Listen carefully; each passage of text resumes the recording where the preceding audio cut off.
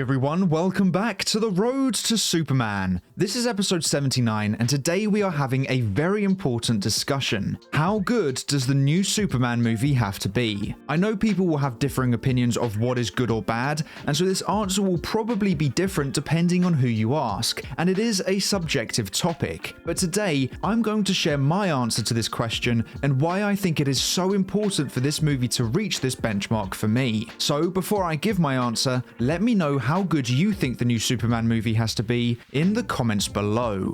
So for me, I think James Gunn is under immense pressure with this movie. He, as co-head of DC Studios, hired himself to be the writer and director of Superman. So the quality of this movie is entirely on him. It's at a knife's edge. Either it's good and he's the reason why it is, and he keeps his job and the DCU is in safe hands, or it's bad and he is the reason why it is, and he will most likely lose his job and the DCU won't go forward as planned. Now, I can't speak for anyone else, but I don't want the latter to happen. I want this movie to be amazing and for me to be enjoying the DCU for hopefully decades to come. That's the dream. But I think asking how good does this movie need to be is a fair question, because I don't know if this film can just be good. Can a Superman movie that is supposed to be the start of this grand new DC universe, that is written and directed by the guy in charge of this grand new DC universe, just be a good movie? Because this will be a sign of what is to come, and with the history of DC, I think many would agree that we have experienced average to good movies for a while now, and it's not been good enough. Obviously, like I said, this is a subjective conversation, but there will be a general consensus, and that's what I'm looking for. What is the common answer?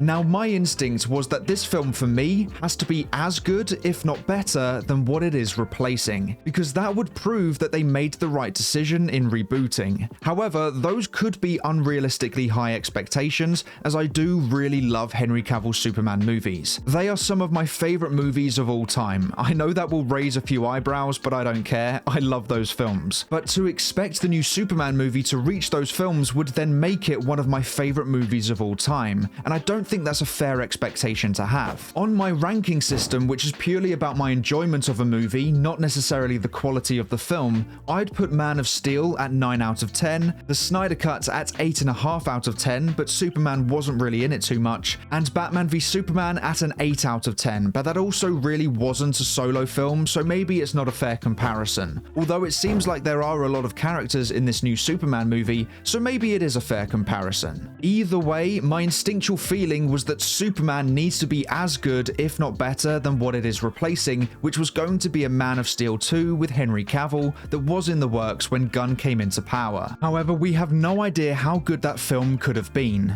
We can guess and use assumptions, but we will never know for sure, so it's a difficult benchmark to use. We could use Man of Steel, as it was the last Superman solo film we had, but as I gave that a 9 out of 10 and is arguably my favorite movie of all time, I don't think that is a fair expectation to have, and there is no guarantee that Man of Steel 2 could have reached that film either. So I can't use Man of Steel as the benchmark. The main thing is, I don't want to come out of the cinema on July 11th and be saying, I wish we saw what Man of Steel 2 could have been instead of this movie. And as I've been thinking about this more and more over the last few days, I think that means the movie needs to be at least an 8 out of 10 for me. This needs to be amazing or better for me to be fully happy with the film and be excited for the DCU going forward. A 7 out of 10 would mean whilst I did think the movie was very good, there are still clear issues I have with it, and that makes me cautious about the DCU. A 6 out of 10 or below would mean I would have serious doubts over Gunn at DC and will be wanting to see what a Man of Steel 2 could have been instead of this movie. And I think these are very clear and fair standards for me. I was very upset when Cavill was replaced, and like I've said before, I haven't loved any of Gunn's DC projects so far, so he does have to convince me that he is the right guy for the job, and this movie needs to be amazing for me to be on board. So I think 8 out of 10 or above is fair for me. And I have to say this because I know some out there will try and claim otherwise, but I really do want this movie to do well, and I am still very excited for it. Like I mentioned, I do have some worries about it, but every time I watch this trailer, I get a smile on my face and I get goosebumps at some of those shots. I want this movie to be so good and better than what we had.